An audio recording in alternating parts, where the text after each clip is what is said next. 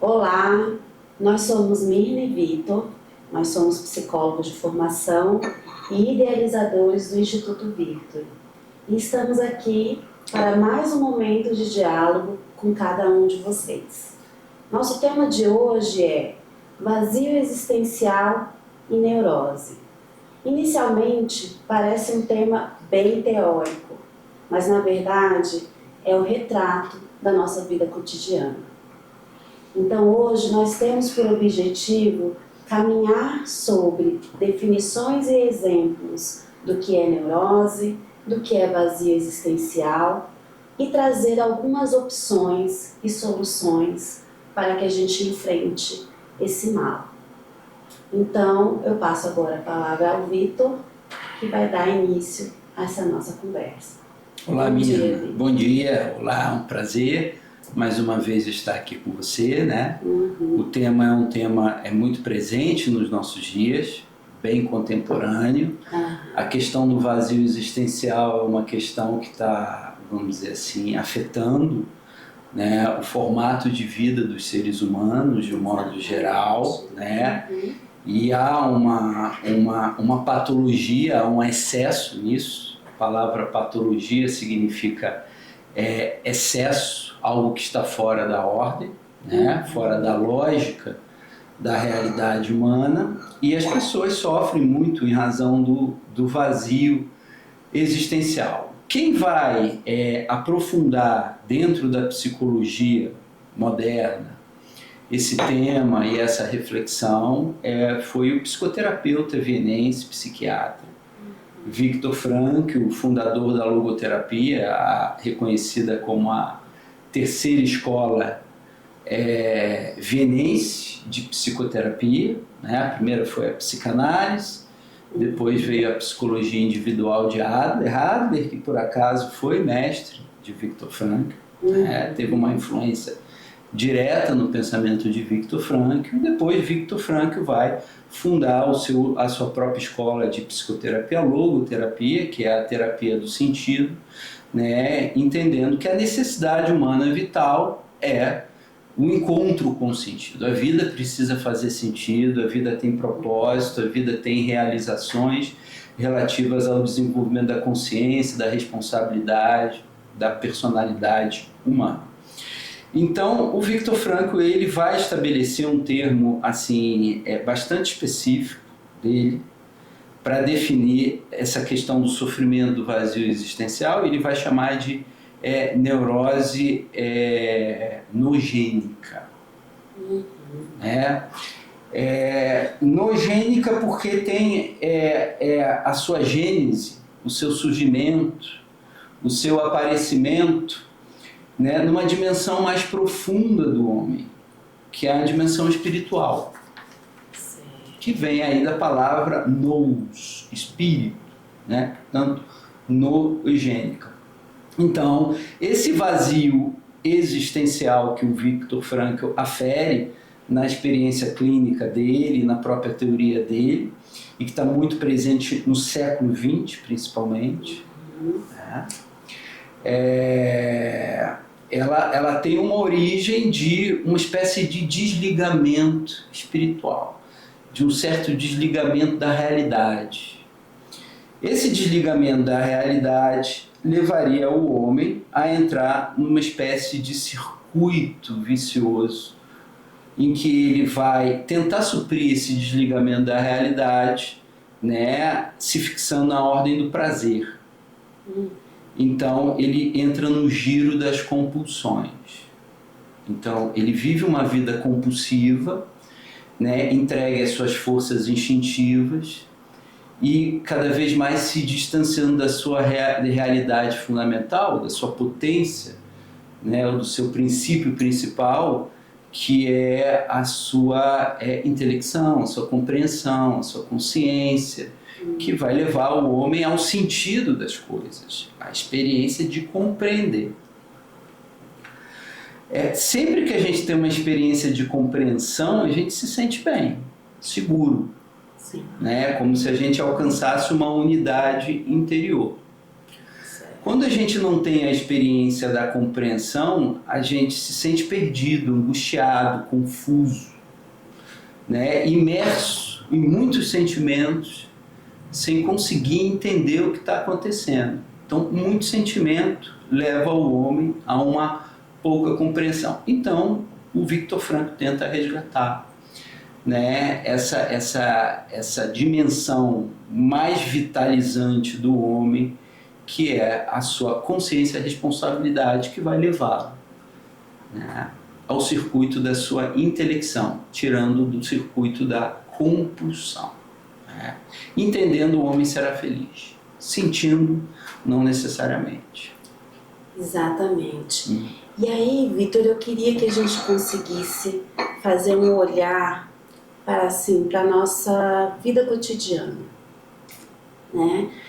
Porque a palavra sentido é uma palavra que, para a gente, né, que não tá, quando a gente não está conectado com uma escola de pensamento, quando a gente não está conectado, né, até nesse exercício de reflexão e de compreensão, até a palavra sentido não faz muito sentido, né? Sim. E aí eu gostaria que a gente conseguisse aqui dialogar como é que no dia a dia a gente pode perceber que nós estamos que nem uma pena, assim, né? Simplesmente flanando e não tendo nenhuma direção. E como é que você localiza a neurose nisso e o próprio vazio existencial, né? Porque você também citou uma outra palavra que é o propósito. E uma coisa que eu percebo que a gente tem perdido é essa vida com propósito. E aí eu acho também outra palavra que, descolada de qualquer compreensão maior, também fica sem sentido. Então eu gostaria que você trouxesse essa reflexão que você fez para o nosso cotidiano, ligando esses pontos que são tão importantes: sentido, propósito e ainda acrescentasse o sofrimento. Tá bom, sim. A palavra sentido, né, para fazer sentido, né, é interessante que a escola que o Viktor Frankl ele vai desenvolver, que é a obra da sua vida, a logoterapia, né? Logo porque vem de logos, né? Então o sentido é o logos. O que é o logos? O logos é a razão que está por trás da vida, da realidade. Quando a gente olha para a realidade, a gente percebe que a realidade ela apresenta para a gente uma espécie de mensagem. Ela apresenta princípios, ela apresenta, por exemplo, não tem como a gente viver fora das leis da realidade.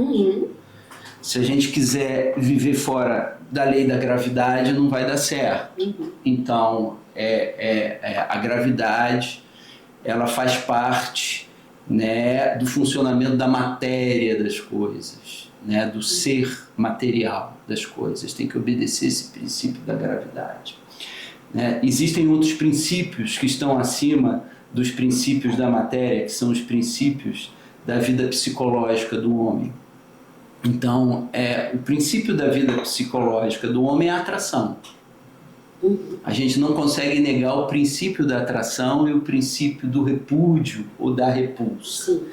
Então, nós nos sentimos atraídos para aquilo que é belo, para aquilo que é verdadeiro, aquilo que é íntegro, aquilo que tem proporção, aquilo que tem harmonia, e isso está na ordem da realidade. Quando o nosso intelecto, a nossa alma, a nossa psique reflete essas proporções da realidade, ela está encontrando o logos, o sentido, que está se manifestando ali na vida, diante dos nossos olhos. Então o homem ele vai, vamos dizer assim, encontrando um sentido de conexão, de pertencimento, de fazer parte de uma beleza que ele vai descobrindo paulatinamente, à medida em que ele vai tendo o seu olhar obediente, né, ou em harmonia com os princípios, em sintonia com a realidade.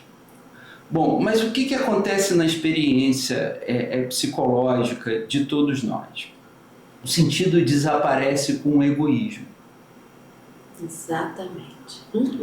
Né? Então, quando aquela condição pessoal ou uma determinada pessoa ela se habitua a um funcionamento demasiadamente egoísta, demasiadamente egocêntrico, demasiadamente egóico, pensando só, vamos dizer assim, nos seus bens imediatos, né? E tomando decisões não em direção à vida, mas sempre em direção a si mesma, ela vai perdendo a sensibilidade do sentido. Então o sentido começa a desaparecer da vista dela.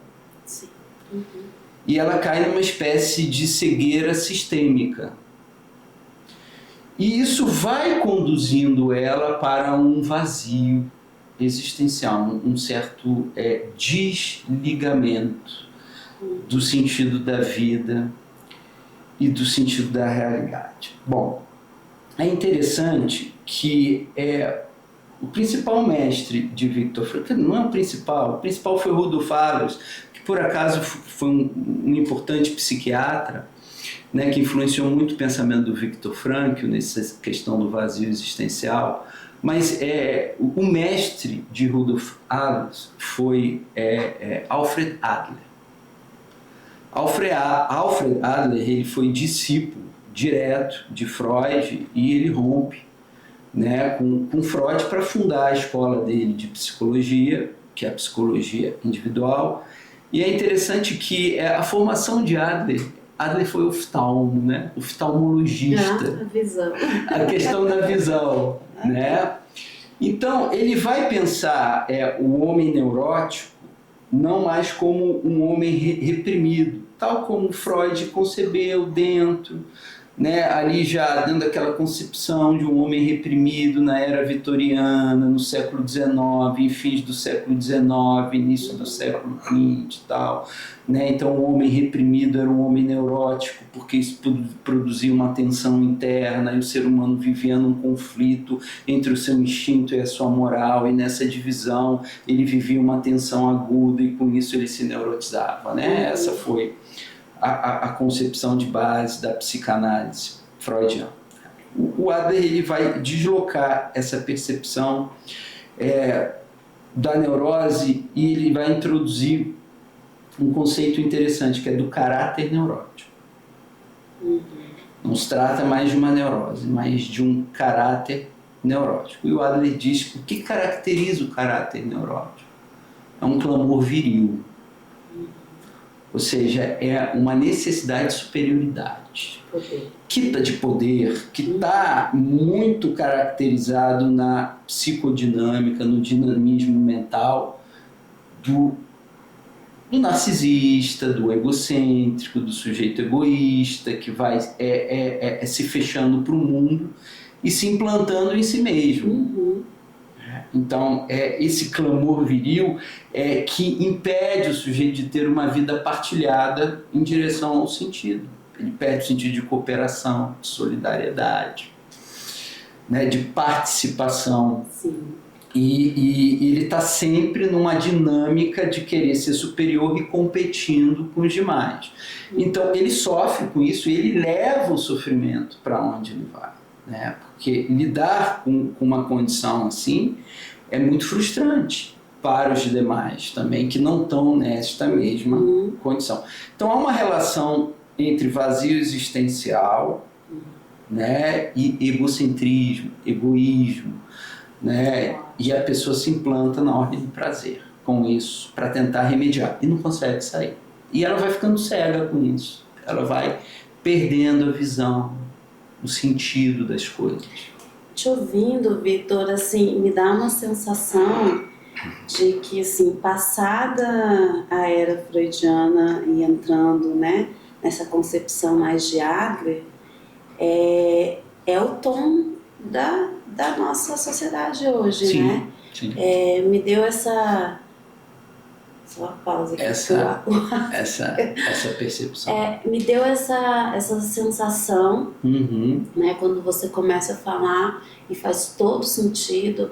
E quanto mais autocentrado estamos, menos conectado com o mundo estamos. Sim. E quanto mais autocentrado estamos, mais distante da realidade nós estamos. E o homem, ele está no mundo para cumprir um propósito comum. Não é um propósito pessoal, individual, da sua própria família ali nuclear, né? O propósito do homem é estar de fato no mundo, vivendo para uma sociedade.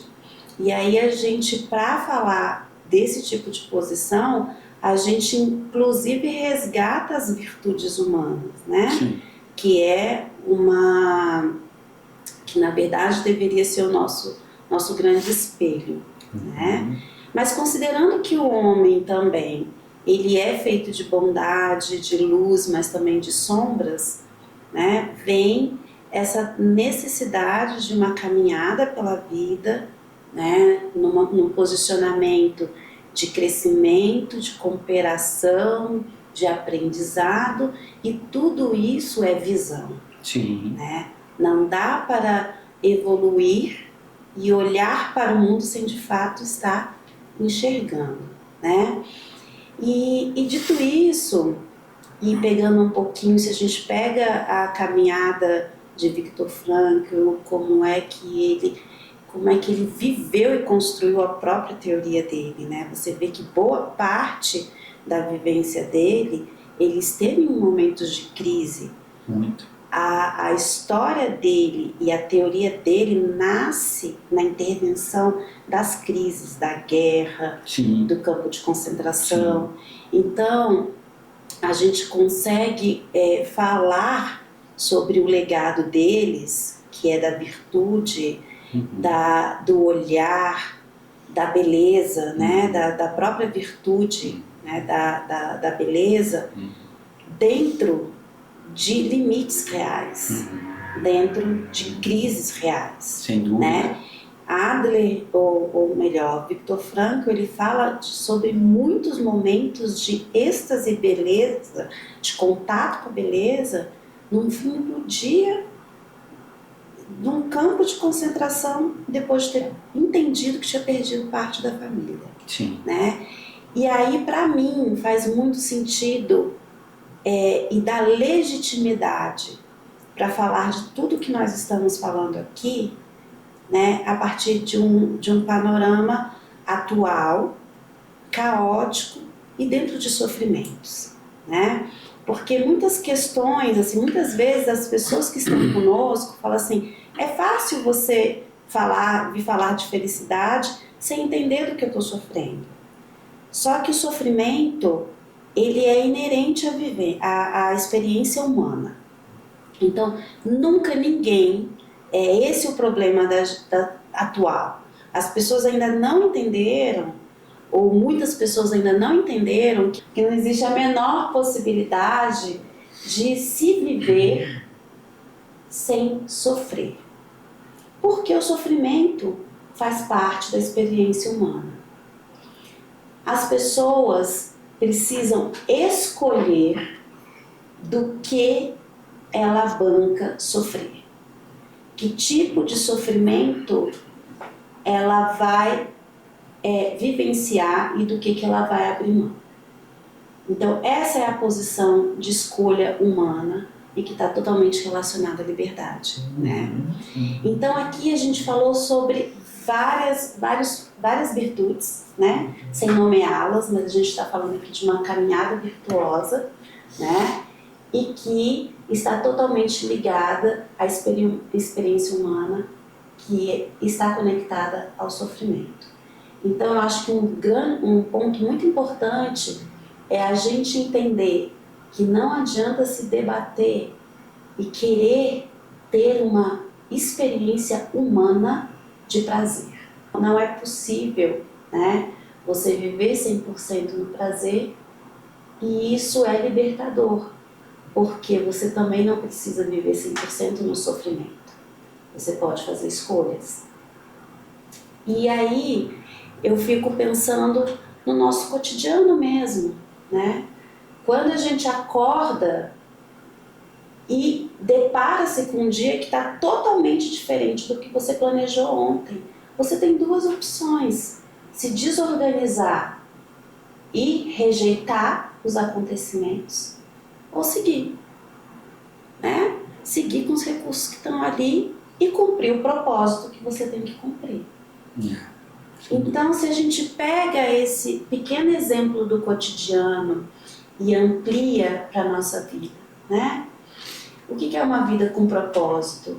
É quando você consegue trabalhar para você e para o outro.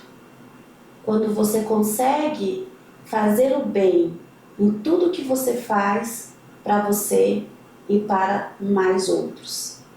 Então, se todas as pessoas conseguissem acordar e pensar: hoje o meu movimento de vida, o meu movimento vital, o meu investimento de vida, ele vai estar conectado em tudo que eu vou fazer bem para mim, eu quero que impacte pelo menos todos que estão comigo.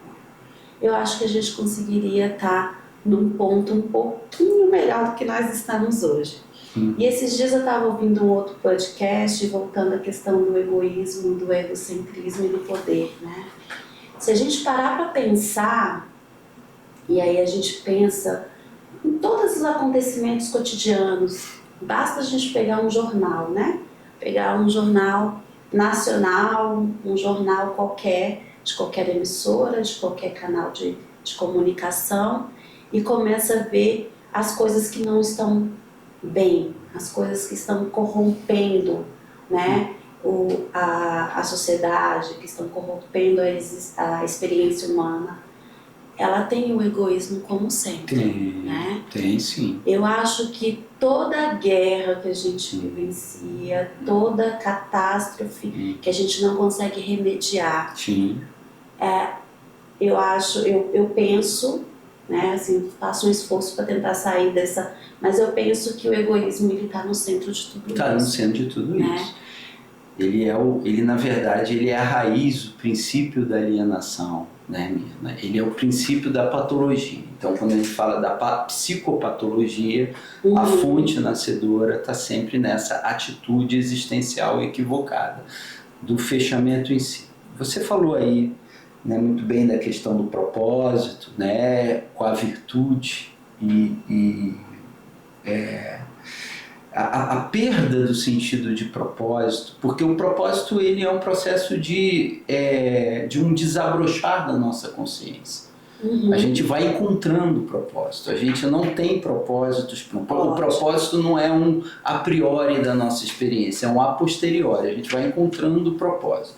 Mas o Viktor Frankl, ele compreende muito bem que o que vai ser a força geratriz, geradora do sentido de propósito seria a responsabilidade. Né? Então, a responsabilidade seria a carruagem, o veículo da consciência. Né? Quanto mais o homem é responsável, mais ele toma posse de si. Certo. Então, e a grande neurose para Viktor Frankl, né, ele vai dar mais um novo desdobramento. Ele reconhece essa questão do clamor viril que Adler falava, essa necessidade de superioridade, né? Essa neurose de competição, né? Nossa sociedade já é neurótica porque ela é muito mais competitiva do que cooperativa, solidária, né?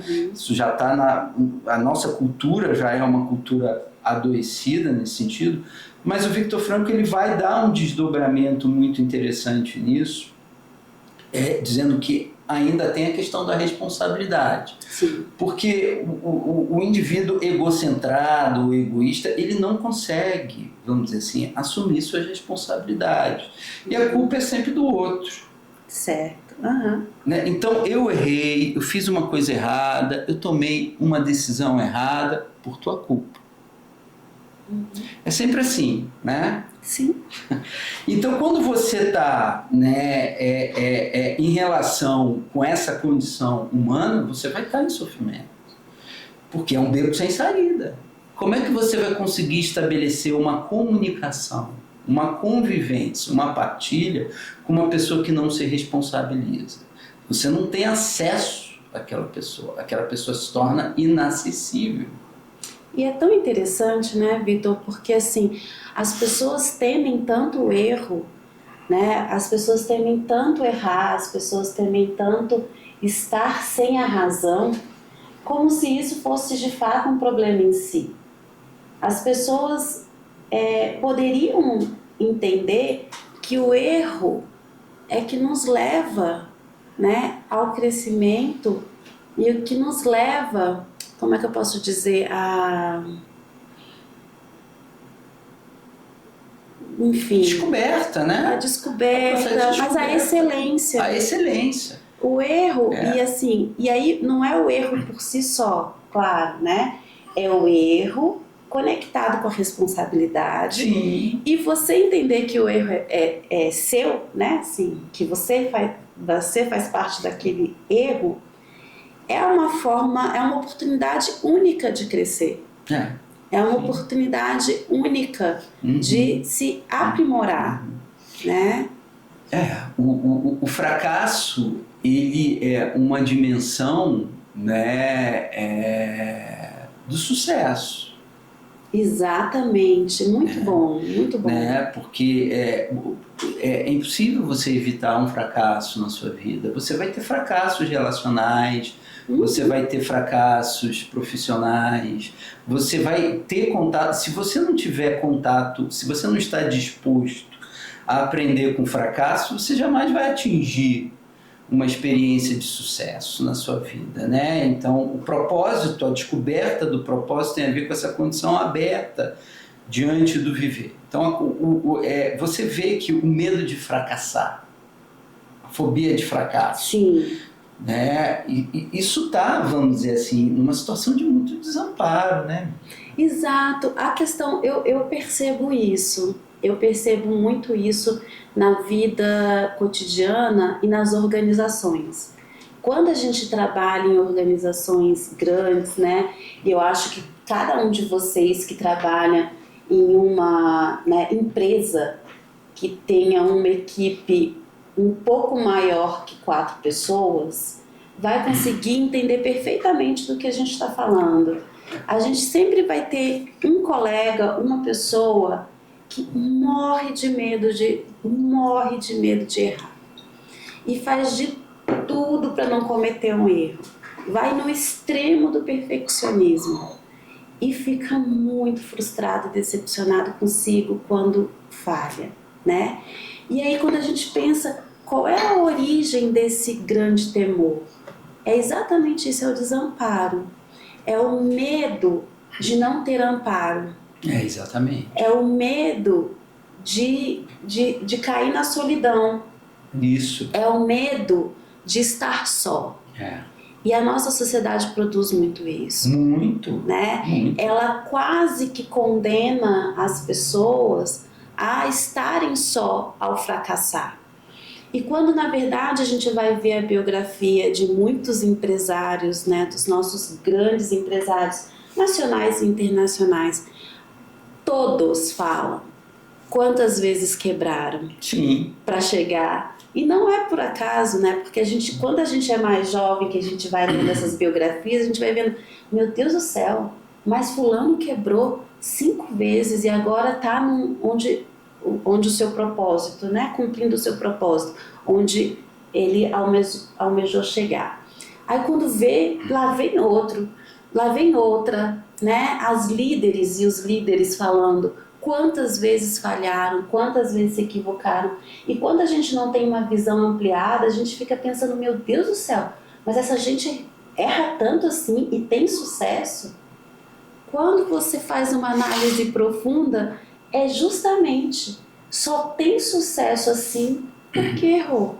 Exatamente. E se responsabilizou pelo seu erro e aprendeu. Isso.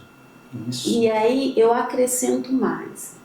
Todas essas lideranças, todos esses empresários, eles não fazem nada sozinhos. E eles não fazem nada só para si. Isso é importante. Então, é esse eixo do fazer para o outro, fazer com o outro, e entender o propósito comum.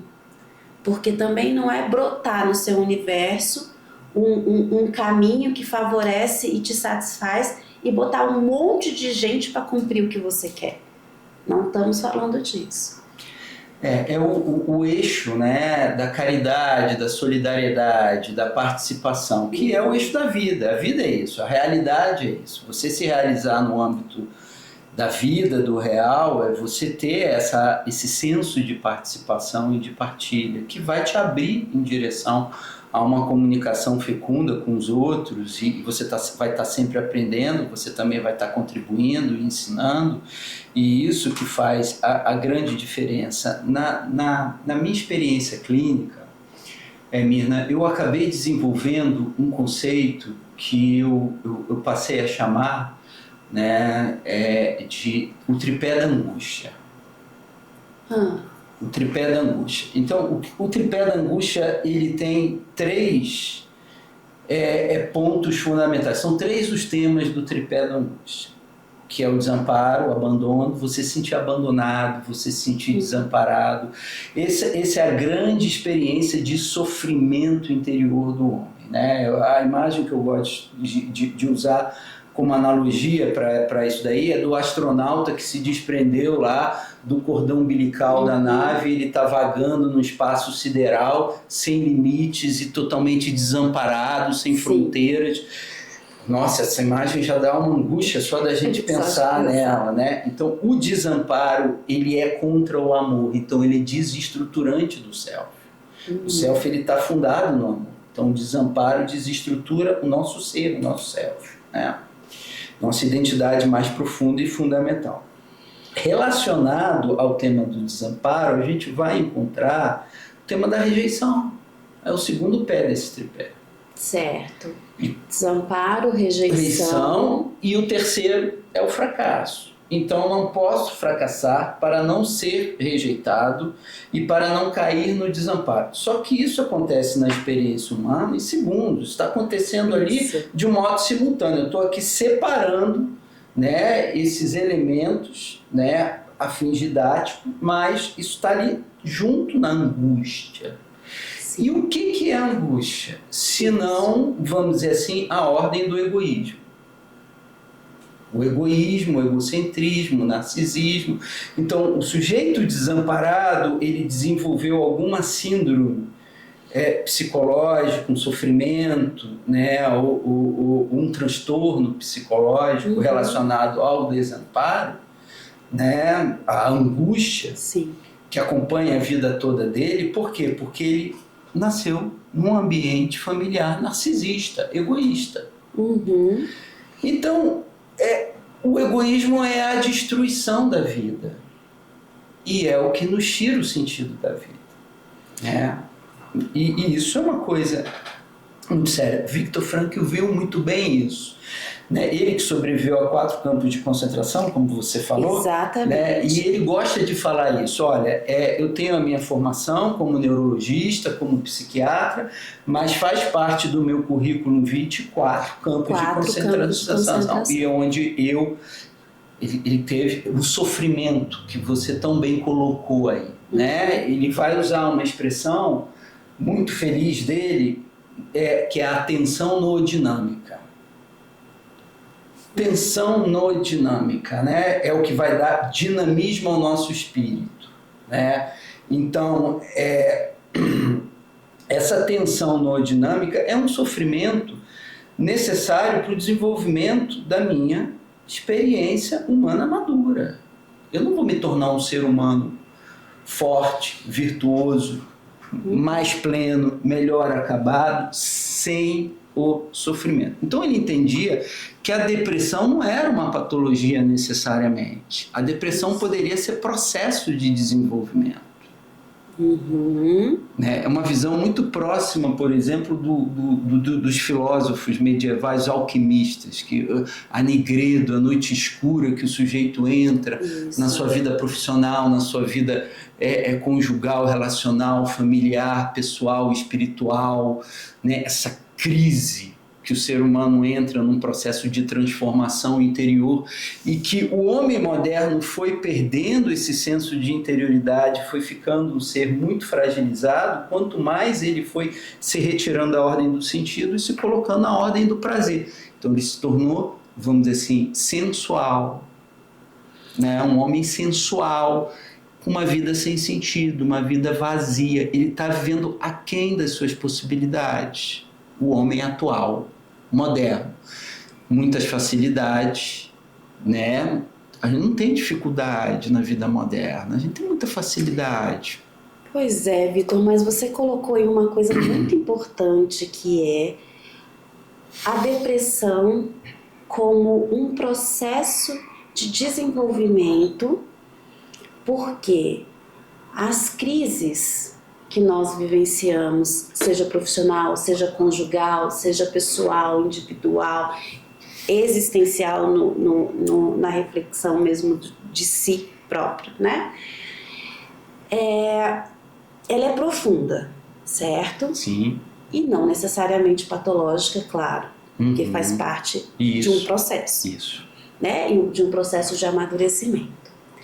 Só que a gente precisa admitir que para a gente passar por esse processo, né, do escuro, da sombra, né, a gente precisa de tempo. Sem dúvida. A gente precisa de tempo. A gente precisa poder se entregar a esse processo. Para a gente poder vivenciar esse processo sem desespero, e aí entendendo, né, que desespero é sofrimento sem sentido. Exatamente, muito bom. Né? Sim. Para que esse sofrimento ele tenha sentido, a gente precisa ter tempo para decantar esse momento. Sim. Então você precisa ter tempo para entrar em contato com a dor, entrar em contato com o conflito, entrar em contato com a tristeza, entrar em contato com a frustração de estar vivendo algo que está precisando mudar o status quo daquela situação. E tudo isso, viver tudo isso de forma profunda, é o que de fato vai dar sentido aonde você vai querer chegar e aonde você pode chegar vivenciando tudo isso. E aí o fator tempo, ele é fundamental e é uma coisa que a gente não tem mais. O tempo, ele é a nossa, assim, ela é a nossa energia não renovável mais cara que a gente tem. Sem dúvida alguma. E numa sociedade que a gente vive no imediatismo, as sensações, a vivência sensorial e a sensualidade e a beleza apenas estética, ela é rápida, ela atende, ela é muito mais fácil de vivenciar, né? Porque entrar nas profundezas das nossas questões, acolher, elaborar e dar sentido e resolver com responsabilidade e continuar caminhando, exige tempo. Muito bom, é isso mesmo. Para você desenvolver a sua interioridade, a substância do seu ser, você precisa de tempo. Tempo é o nosso principal capital existencial. Ótimo. A gente se dá conta disso depois que a gente se aproxima ali do momento de vida mais maduro. Então, como é o meu capital emocional, existencial, espiritual mais importante, né, nessa minha existência aqui, eu preciso guardá-lo bem. Eu desperdiço muito tempo né, na minha juventude. É verdade. Eu desperdicei muito tempo na minha juventude. E não quero entrar no mérito dessa questão hoje, nem escapar para esse horizonte. Eu acho que isso é um tema para um outro diálogo depois, não agora, mas apenas passar rapidamente por isso, que o que nos tira mais tempo? O que nos rouba mais tempo? A gente vai se dando conta disso. Infelizmente são pessoas. Sim. Pessoas, porque quando eu estou, vamos dizer assim, na multidão, eu estou fora de mim. Preciso sair da multidão, eu preciso sair das muitas vozes que estão fora de mim para entrar em contato com a minha voz interior que vai indicar o meu propósito. Então, eu preciso de interioridade. É muito interessante que no estudo da psicodinâmica do egoísmo, os egoístas, eles têm pânico da própria companhia. Sim. Eles não olham para o outro, mas eles não vivem sem o outro. Então eles vão precisar viver na multidão para saírem de si, porque eles no fundo não querem esse contato íntimo com o seu self verdadeiro, com o seu eu verdadeiro. Então eles fogem de si e têm uma relação de utilitarismo com os outros. Né? Esse é o princípio da desordem psíquica, né? E da desordem do caráter. O caráter fica deformado. E da desordem social. E da desordem social, cultural e por aí vai. Né? Porque aí a gente fica vivendo parecendo um rebanho. Exatamente. Né? Exatamente. E eu queria só voltar para cumprir um pouco o propósito dessa conversa, no sentido da gente dar algumas soluções práticas, cotidianas, para o resgate do sentido da vida, da existência, do propósito comum, né? Você falou uns minutos atrás que um ser criado num ambiente egocêntrico, que seria um ambiente mais narcisista, numa família ou ambiente mesmo, né? Esse ambiente, ele gera, sem dúvida alguma, um ser humano desamparado, né? A gente vai ter vários teóricos dissidentes aí da fase freudiana, que vão falar sobre o desamparo aprendido, sobre várias formas de desamparo. Mas acredito que a gente está sempre falando desse ponto comum e dessa tríade que você colocou, sim. Né? Mas quando a gente identifica uma coisa tão absoluta como essa, digamos assim, um ambiente egoísta, ele vai gerar seres desamparados, a gente pode ter uma solução aí.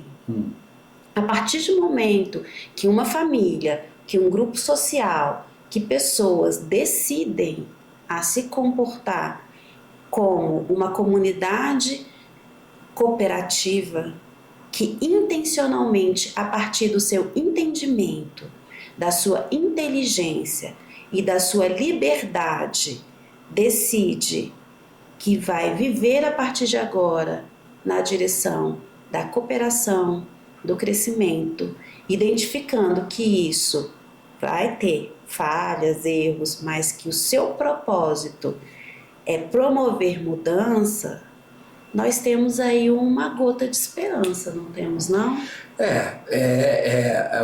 A única saída. Né? A saída é conseguir sair dessa ordem que eu chamaria de ordem entrópica, né? Que ela vai se autoconsumindo por dentro, que a dinâmica do egoísmo ela é destrutiva, tanto a nível individual como a nível social, coletivo, né? E as necessidades humanas de vínculo precisam prevalecer sobre isso.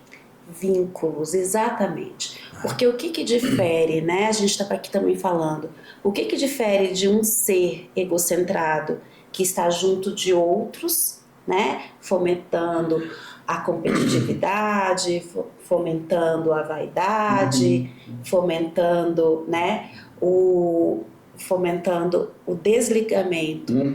Né? Qual é a diferença? É justamente isso, conexão e vínculo. Porque as pessoas vão ser, né, no momento histórico que estamos, no nosso cotidiano, as pessoas vão ser as mesmas. A diferença é como eu estou me posicionando na vida. Na direção do vínculo ou na direção do desligamento.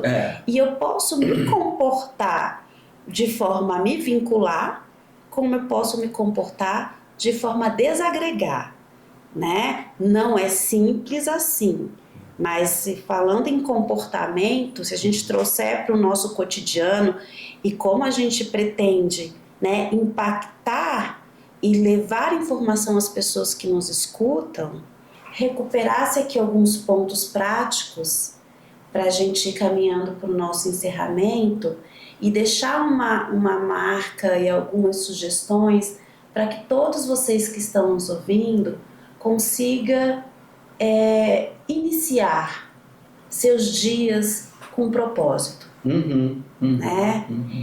E entendendo que isso já vai gerar um grande impacto nas pessoas e nas vivências mais próximas, e que cada pessoa que é impactada pela sua vivência impactam outras vivências. Então a gente precisa aqui ter um entendimento de que nós vivemos em rede, que nós vivemos em espaços comuns, nós vivemos com o objetivo de estar ligados e não viver em bando, né? Eu acho que esse é um ponto importante. Então, acordar com propósito, com a intenção de estar fazendo as coisas para um bem comum, eu acho que é uma dica, uma sugestão importante para a gente deixar aqui. Sim, sem dúvida, Mina. E quando eu coloquei essa questão do nosso capital existencial, que é o tempo, que a gente precisa ter tempo para a gente poder, vamos dizer, desenvolver o nosso sentido de propósito em direção ao sentido da vida, que é a nossa vocação humana mais profunda. Eu acho que é importante, vamos dizer assim, não confundir que essa interiorização é uma falta, né, de amor nas relações humanas. Né? Porque todos os grandes amantes, aqueles que viveram o maior grau de caridade na história da humanidade, que realizaram a experiência do amor em plenitude, eram indivíduos muito interiorizados e até mesmo solitários. Eles amavam a solidão, porque eles tinham uma coisa chamada intimidade. Há uma relação de intimidade com inteligência. A intimidade me leva para a inteligibilidade, né? E a gente precisa entender que amor não é sentimento. A experiência do amor não é a experiência do sentimento, né? O amor, ele é o princípio da compreensão madura da realidade e como eu preciso me posicionar frente a ela. Tem uma frase que eu acho absolutamente extraordinária e que me chamou muito a atenção, de um pensador alemão moderno, um filósofo moderno alemão chamado Max Scheler, que ele diz que o amante precede o cognoscente. Explicando, o amor é o veículo da consciência. Então ninguém chega à luz, à clareza, ao sentido das coisas, à plenitude da vida sem o amor. Então eu tenho um senso de participação, mas eu tenho um sentido de intimidade. Não é qualquer coisa que eu quero participar. Exatamente. Né? Então você sair, vamos dizer assim, de um contexto humano vicioso, turbado, perturbado, caótico, em que está fundamentado em falsos valores, falsas identidades, e começar a selecionar as suas relações humanas e ganhando o seu tempo íntimo com isso, é fundamental para você se reposicionar na ordem do amor. Eu me recoloco na ordem do amor através de um princípio de seleção. Então, não é com qualquer pessoa que eu quero ter intimidade, né? E o sentido do propósito, o sentido da vida. Nós estamos aqui não é para sentir, é para compreender. Nós somos sapiens.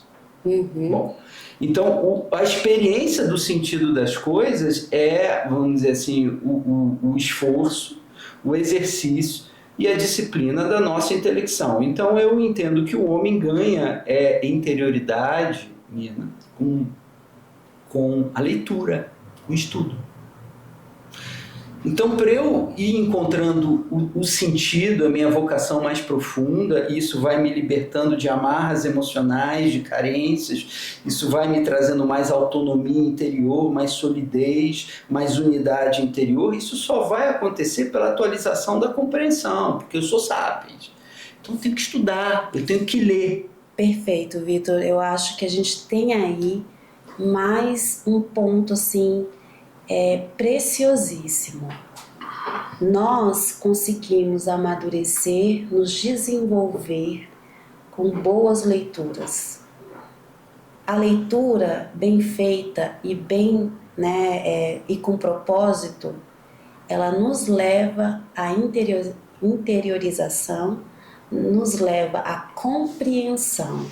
E tem uma frase aqui de Viktor Frankl que eu tirei assim de uma leitura que eu estava fazendo, que é: encontra sentido no amor, no trabalho e, sobretudo, no sofrimento, né? E aí, Vitor, eu gostaria, né? Esse é um autor muito caro para nós, né? E eu sei que hoje você trouxe aí um instrumento de evolução em forma de livro. Pois é, a obra do Viktor Frankl é uma obra grande, vasta e bastante difundida, né? Os escritos dele foram traduzidos para 32 línguas, isso não é pouca coisa. E ele tem muitos textos conhecidos pelo público em busca do sentido, o sentido da vida. Isso, que legal. Né? Mas um texto que eu considero rico e que ali você encontra, né, para o estudo, para a reflexão aprofundada neste autor, né, vamos dizer assim, é a medula do pensamento dele, né? Ali está bem refletido os temas fundamentais. É esse texto que eu acho que tem um título muito feliz, que é Psicoterapia e Sentido da Vida, né? Porque o Frankl, ele entendia que a própria psicoterapia é um caminho para se alcançar o sentido da vida, entendendo que a realização do homem não está na ordem do prazer, não está na ordem do poder e da superioridade, mas está na ordem do sentido. Eu só queria dar um fechamento aqui. Eu falei da influência de Adler sobre Viktor Frankl, de Rudolf Allers também, mas tiveram autores clássicos que influenciaram profundamente o modo de ver as coisas de Viktor Frankl. E um deles foi Aristóteles. Exatamente. Aristóteles, Tomás de Aquino, eles fomentaram a visão e amadureceram a visão do Viktor Frankl de compreender que o sentido da vida humana está na própria compreensão da realidade. A realidade, ela é sábia.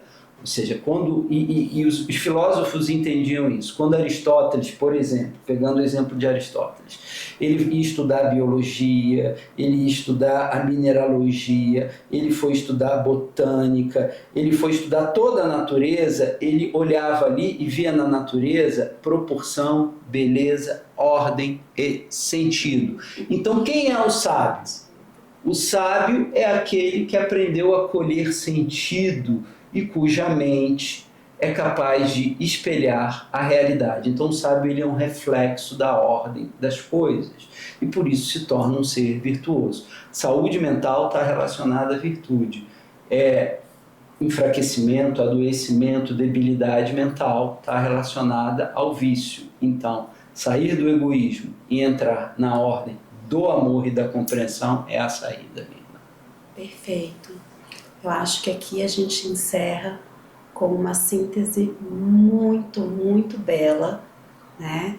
Mais uma conversa com vocês, mais um diálogo, né?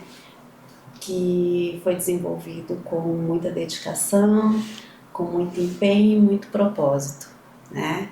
Desejamos a vocês uma ótima semana, um ótimo dia e até a próxima. Até a próxima.